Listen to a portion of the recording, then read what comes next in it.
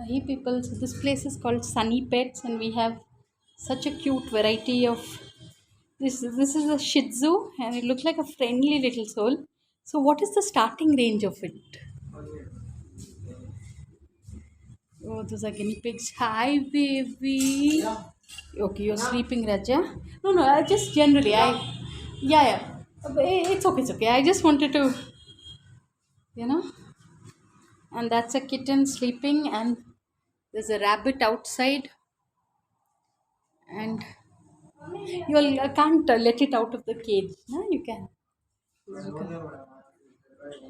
Okay. Oh, acha, acha. I used to let it be, Ayush. But this one looks very friendly. Oh, there's another some pet. Oh, that's a cute little parrot there. And this guy is also very sweet.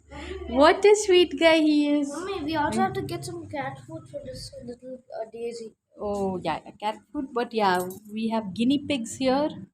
And this is so fascinating. So this is called Sunny Pets, and you can find it on Banjara Hills and Jubilee Hills, road number 45. That's right.